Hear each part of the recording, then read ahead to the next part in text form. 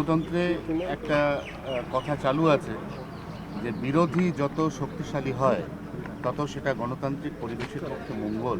কিন্তু আপনাদের বিরোধীদের এখন যা অবস্থা, তাতে মমতা অভিষেক কুণাল তার সঙ্গে কিছুটা কল্যাণ এবং দোলা ছাড়া বিরোধী আর সব মিলিয়ে জনা সাতেক আছে। এটা তো গণতন্ত্রের পক্ষে খারাপ ছবি। দেখুন, আমরাও তো চাই যে শক্ত বিরোধী হোক, যে সরকারকে ঠিক পথে পরিচালিত করবে। যারা নিজেরা কোনোদিন ঠিক রাস্তায় চলেনি তারা অন্যকে কী চালাবে? মানুষও মর্যাদা দিয়েছে, আমরা বিরোধী ছিলাম, তার চেয়ে বেশি শক্তি বিরোধীদের দিয়েছে। কিন্তু বিরোধীদের মধ্যে আত্মিক শক্তি নাই যে তারা লড়াই করবেন, কারণ নিজেরাই সরকারে থাকতে অপকর্ম করেছেন, তাই লড়াই করা তাদের আত্মিক শক্তি নাই।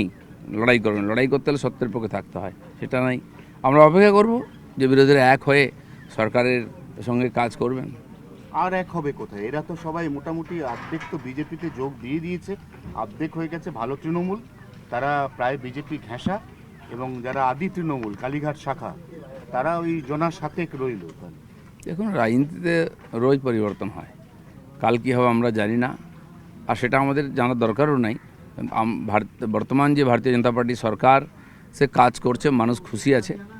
তো কমপক্ষে নিজেদের মধ্যে লড়াই না করে সরকারের সঙ্গে থাকুন, যাতে পশ্চিমবাংলার উন্নয়ন এত বছর আটকে ছিল সেটা যেন ঠিকঠাক হয়, আইন ব্যবস্থা যেন ঠিকঠাক হয়। বিরোধিতা করতে গিয়েও একসঙ্গে থাকতে পারছেন না, সেখানে পরস্পর বিরোধী হয়ে যাচ্ছেন। তো এটা তো ঠিক নয়। এবার বাকি পার্টি ওনারা ঠিক করবেন কি করবেন।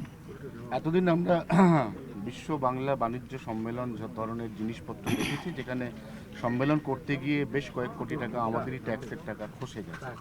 প্রকৃত 2 মাসের এই সরকার, তারা আজকে অন্তত 4টি বিনিয়োগ টানছে, এবং 2 মাসের যদি আমরা রিপোর্ট কার্ড দেখি তাহলে ইতিমধ্যেই রাজ্যে অন্তত 8টি শিল্প এবং তার সঙ্গে 21টি অনুসারী শিল্প তারা রাজ্যে আসছে বা আসার ব্যাপারে আগ্রহ প্রকাশ করেছে।